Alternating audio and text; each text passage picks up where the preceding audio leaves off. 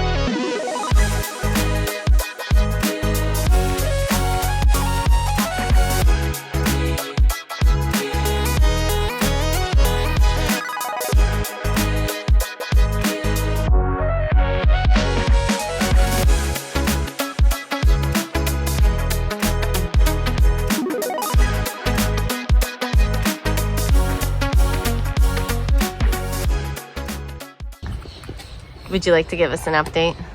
How are your feelings right now? Yeah, annoyed because how long have we been here? 10 minutes or so. About 10 minutes. And I only have two bars of service, and it's relying on the cellular network to contact the charger to start charging the car. Whereas with the Tesla network, it automatically knows what car you have. You don't have to mess around with your phone or any of that. It just works. And I've heard a lot of people complain about this. Because we're just wasting time right now trying to contact this charger to start charging. For future reference, though, we maybe need the ChargePoint app on our phone before we decide to do something like this.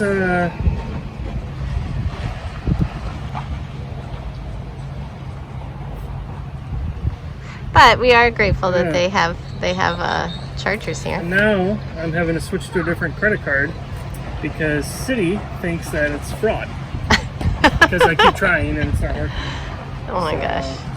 Our card may be locked. Oh, great. Don't use that one for lunch. Yep. Things are going smashingly well here in Tybee Island.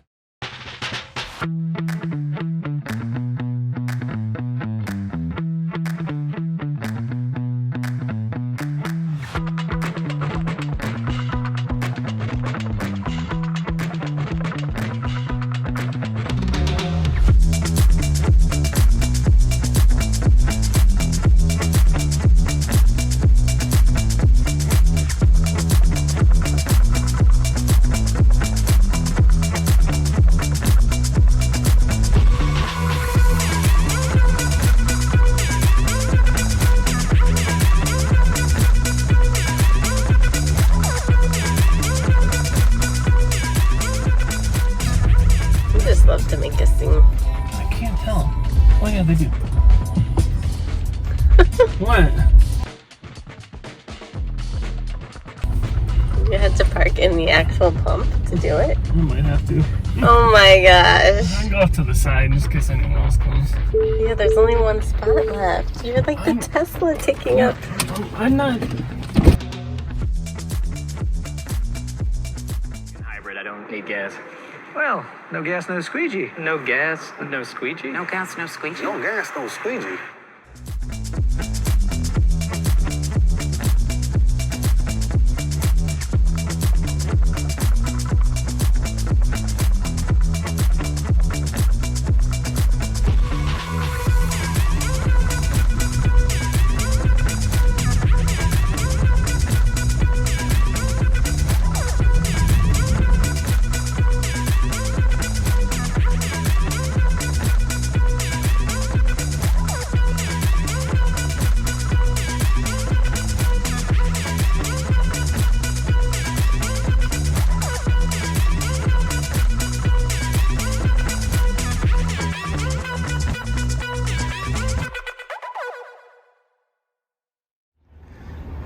Well, we couldn't get the ChargePoint to work, but we found some destination charging here at a local inn. So just paid them a little bit to use the charger while we went to the park.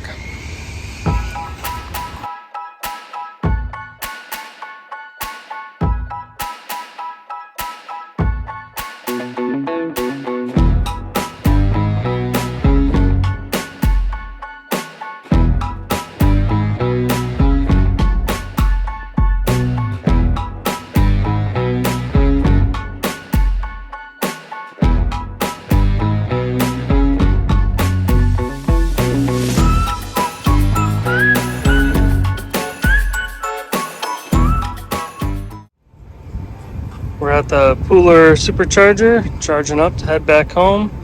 This is just outside of Savannah, and does have some amenities here, trash and a gas station, which is nice. So we are just leaving Savannah, Georgia. We took a little day trip in the Model 3, and we had multiple failures on trying to charge the Tesla for the pretty much the first time. We went 3,000 miles over the summer, and we're just fine. But today we had some minor issues. Our first attempt was at a ChargePoint right next to the lighthouse in Tybee Island, and Zach was having trouble getting his phone to connect to the ChargePoint. Yeah, it was poor cellular reception. And so we stood there for quite some time while he was trying to get connected, and it just wouldn't work. So then we looked on PlugShare and found a charger right outside of Forsyth Park. And when we drove up there, we were iced out by a bunch of gas cars parked in the EV charging spots.